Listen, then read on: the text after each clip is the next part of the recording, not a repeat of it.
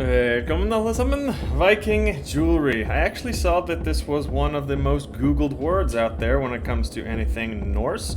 Also, like anything else Norse, there is a lot of garbage out there on the internet.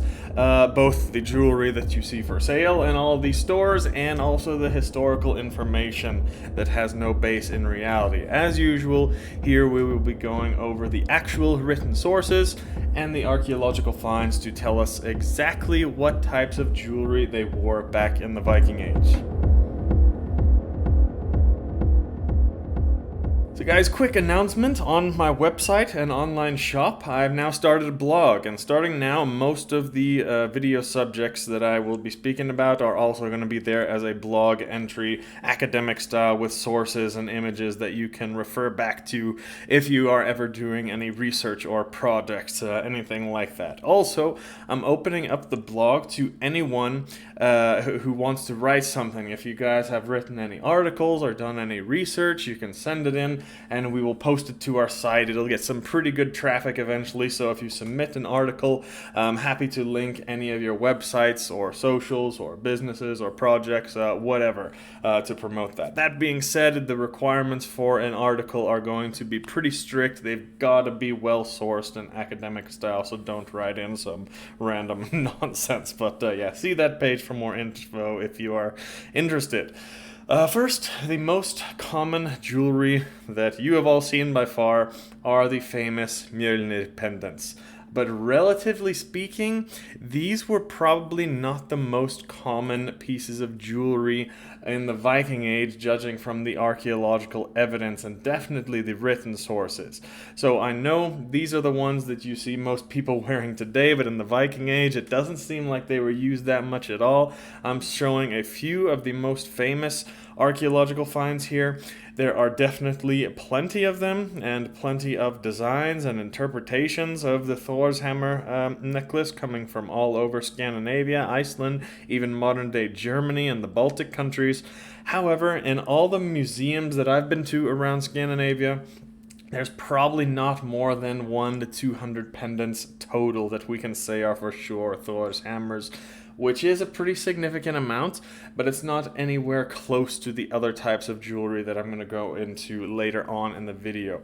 And most importantly, we have a grand total of 0 attestations in the sources about anyone wearing a Thor's hammer or anything similar from the Viking sagas that we have.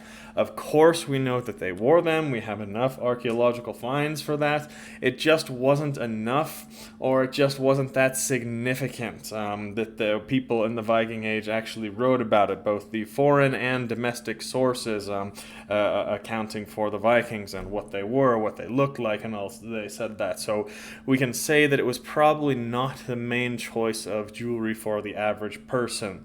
One very interesting thing we do have, though, as to what it means and what it actually represents, is a mythological source, Thrymskvida, the poem, and it tells of the time when Mjolnir got stolen from the gods and Thor had to dress up like Freya to give it back, and he pretended to marry the giant Thrymr, who stole Thor's hammer. And before the wedding, it's kind of depicted as if Thor's hammer was supposed to be brought out before the wedding in order to consummate the marriage, okay? So this has led some scholars to believe that Thor's hammers, like how they were used, how real humans would have worn them, would have been a way of blessing a newly married couple or blessing a child's birth or other important events like that. We also have similar uses of Thor's hammers in various forms, as it's drawn all over Scandinavia from later on in time in these folk tradition, these black books, or these Icelandic grimoires.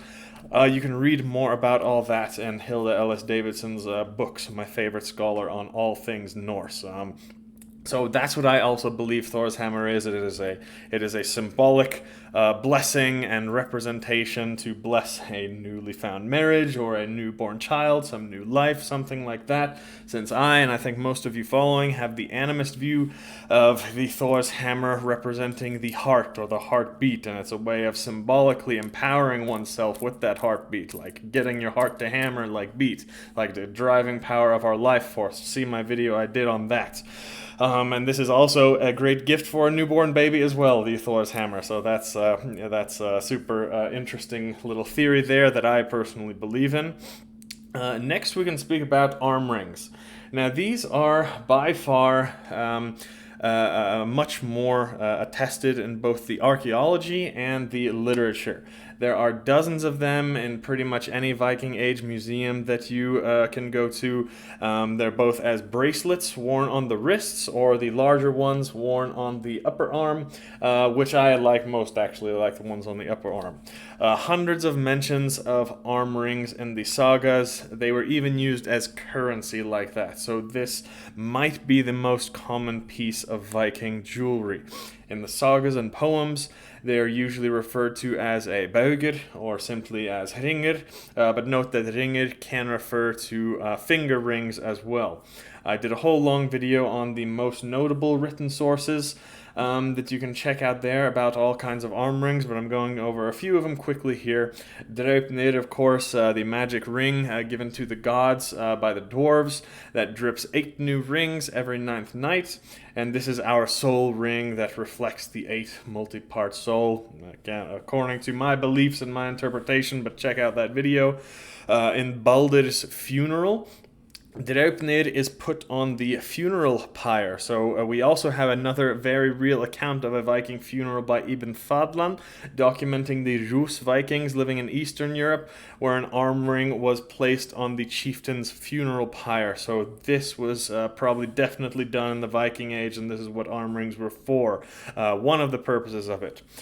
They were also used for religious and spiritual purpose. In Landnamabok, there was a law in the settling of Iceland that the Gothi, or the leader, had to redden his arm ring with ox blood.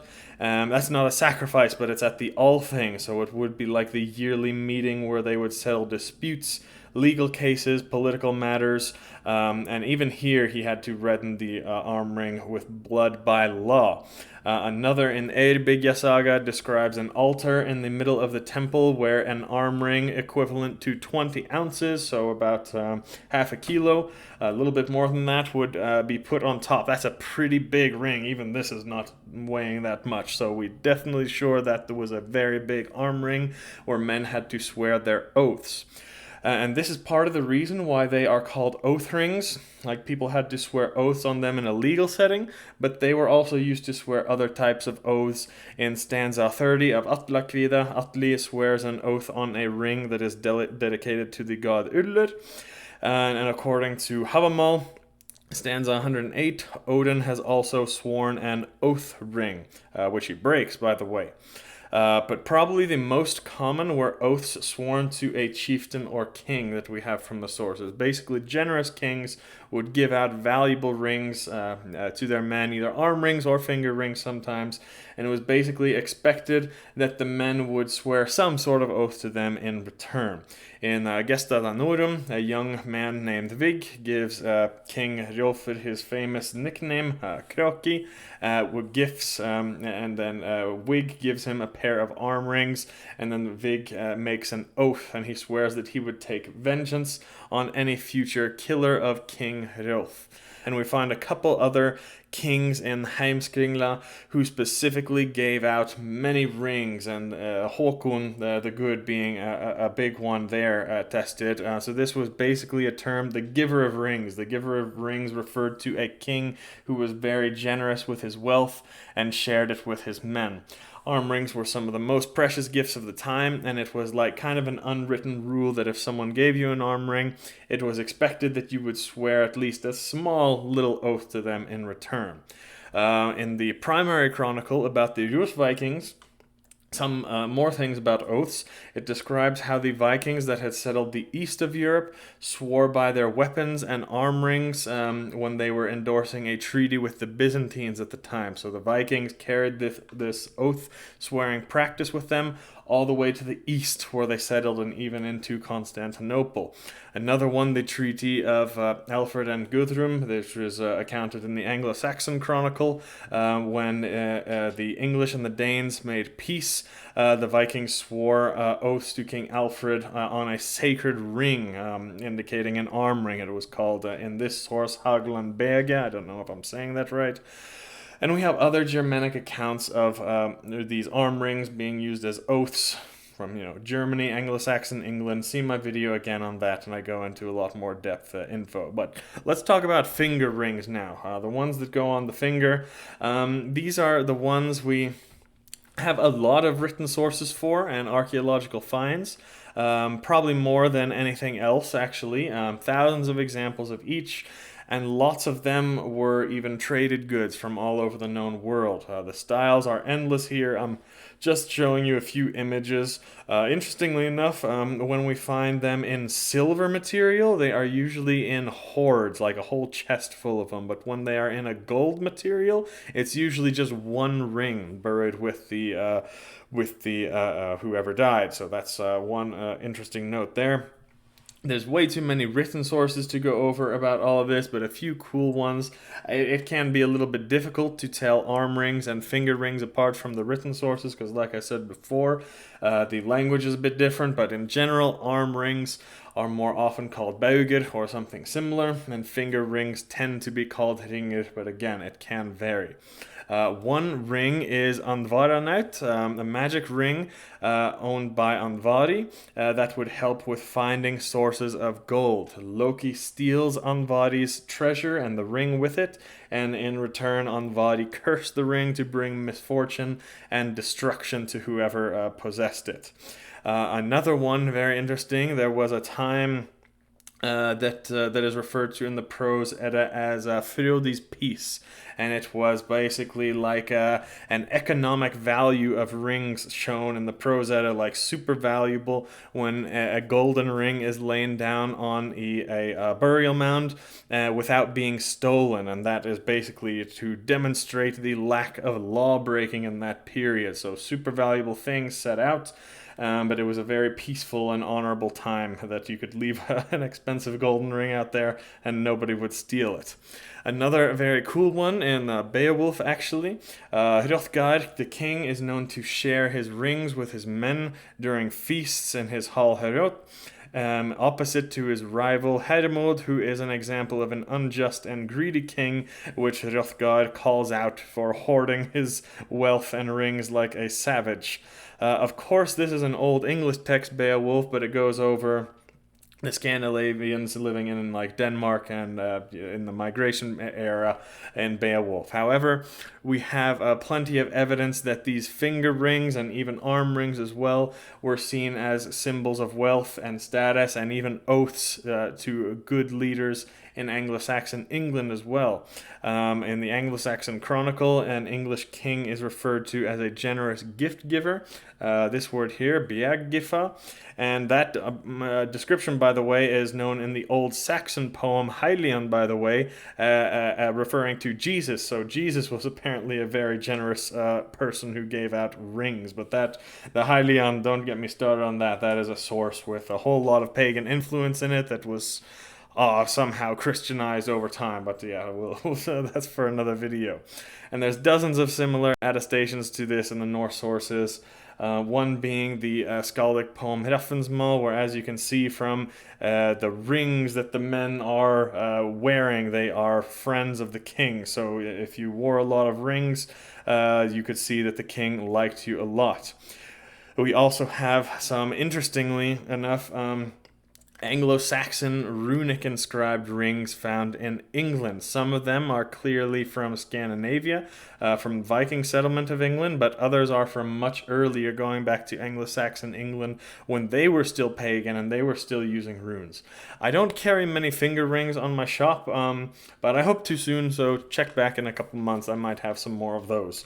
We also have what is called a very interesting one, the ring of Pietrosia, whatever that is, a ring that was found in Romania from the 5th century, but it's of Gothic origin, which was an early Germanic peoples that had settled the east of Europe, and it's actually inscribed with runes here. So the importance and sacredness of rings is not just a Norse Viking Age thing, but it's part of all Germanic cultures as far back as we can tell. Almost 2,000 years that we have records of that these rings were very sacred. Another piece of jewelry that we find very often are brooches, pins, fibula, These are probably the most common. We don't really have any significant written sources about them, but that's just because they were so incredibly common for the time, not just in Scandinavia, but all over, that the people documenting the ages didn't find it important to write about these because everyone wore them, of course. Just like a little pin sitting here, just like most authors today, if they were writing about us, they wouldn't tell us what types of shoelaces we had on because this was just a given. So a brooch or fibula was basically just a method, a pin to fasten your clothes, whether it be a tunic, a cape, or your pants, or your socks, or whatever. However, we know that brooches and fibula were not just tools to keep your clothes from falling off. They were very much viewed as jewelry and expensive status symbols. They could have been made from silver, gold, gems, or other precious metals. I won't spend too much time here, but I'm showing a few images, and there are some great articles on that below if you guys are interested. I also don't carry these on my online shop because most of you are probably not interested in them. Not many of us need to fasten a cape around our shoulders today, but I can get them if you like. Just let me know if any of you are interested. Other than these, most of the jewelry that we tend to find from the Viking Age or before is worn around the necklace. So the necklaces, we can speak about three different types. There are pendants, medallions, bracelets as they're called. There's dozens, if not hundreds of these from all kinds of precious metals from all over the Germanic lands, many of them inscribed with runes, and even one source that says the Germanic peoples wore these amulets in order to promote good health. I love these types of things, these medallions, these bracelets. Unfortunately, there are not many jewelers out there or craftsmen who are trying to make these and replicate them, but I think those were arguably the most important, these medallions. They're most important to the Germanic peoples because these are the only ones that we can tell clearly had some sort of purpose, some sort of magical purpose and some sort of function, whereas most other jewelry was just kind of for decoration. So I would love to see more people wearing medallions like those. We also have what I like to call the mask pendants. These are like some small little figurines that are to be worn around the neck that clearly depict sometimes regular humans or something like that, but many of them clearly depict gods or deities. Odin, Freya, Tyr, and I also carry quite a few of those on my shop. Next, I'd like to speak about talismans like this, because a lot of Norse pagans out there wear something like that, and they get made fun of, like a jaguar or bear tooth necklace, or feathers they're wearing from them, or hoofs, or antlers, or shark or alligator tooth, something like that, and people will call it cultural appropriation, that it's only indigenous, American cultures or East Asian cultures that wore talismans like that made from animals. Completely wrong. We have both written sources and archaeology that show that the Norse wore these types of things as well on certain occasions. The most notable being in Erik the Red's saga, where a seeress, as described before she is practicing the ritual of Seiðr, she's decked out in animal furs, she's got a staff with gems inside, she's got a pouch full of talismans, and there's a lot of archaeological finds to confirm this source as well, that seeresses especially wore these things. I go over that in these videos here if you'd like to see more. Also, we have a pretty famous bear tooth pendant that I'm wearing right here that was found in the Orkney Islands of Scotland where the Vikings settled. It is inscribed with runes. We think this is a talisman to aid with hunting because in the later on folk tradition, as late as the 1800s, we have records of bear tooth and bear claw necklaces being worn around the neck to aid in a hunt. Because this is going back anywhere from 100 years to 500 years. We have records of that. Another one I like a lot is this deer antler pendant found in Friesland, so modern day Netherlands area from when they were still pagan, and they think this is some sort of protection amulet. Both of these are in pretty low stock on the shop right now, but I'll be getting more soon.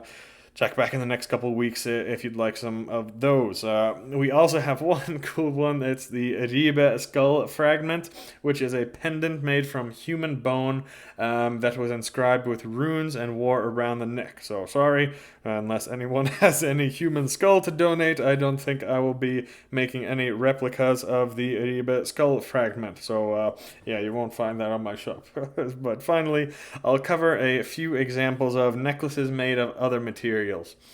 So things made out of beads we can cover first. Glass beads were mentioned in Erik the Red saga to be worn by the seers. Again, there are a lot of archaeological finds from places like Firkat, Kaupang, different places in Iceland, Eyrbyggja, and other places showing women that we think were seeresses, or as they were called, völva, and they were buried with glass beads or other gemstone type necklaces. Also in the east of Europe, the Rus Vikings settled there. They highly valued bead necklaces of certain materials. So beads are not to be sneezed at. They might not have a ton of value today with the mass-produced China quarry markets and that type of stuff, so that we can get them cheap today. But previously in history, these beads were very, very, very valuable, just as much as the precious metals. One very underrated example of things to be worn around the neck that a lot of people don't know about are these amber necklaces. These are probably the jewelry that was worn across the greatest time period in Scandinavia. We find examples of these from the Viking Age, but also going back to the Bronze Age, around 3,000 years ago or more. There are hundreds of them that you can still see in the museums. I just started carrying these necklaces from the Baltic, exactly same place that the Vikings would have traded and gotten them from. And of course, you all know about the goddess Freya, her necklace, Brisingamen, made out of amber. Many sources that mention this. There is definitely something very sacred and symbolic about it. I won't go into what it means in this video, but it is one of my favorite pieces of jewelry from our mythology, and we did a very creative thing making these necklaces here as well. Finally, torques. So they're neck rings. They're basically arm rings, but they're meant to go around the neck. We find them sometimes in the archaeology. Torques were definitely more of a Celtic and a Roman thing, but by the Viking Age, they also started to get a bit more popular in Scandinavia as well. Also in the east of Europe, where the Rus Vikings settled, where women were said to wear torques pretty often. So a wealthy man would have a metal torque made for his wife for every 10,000 dirhams that he earned. It's a cool little cultural thing there. So that's about all I've got for you guys today. I've covered all the types of jewelry that I can think about, but let me know if I missed anything. Again, if you are doing research on anything Norse, feel free to contact us on the website and we can publish your article in our blog there. But that's all for today. Hope you enjoyed. Vi ses nästa gång.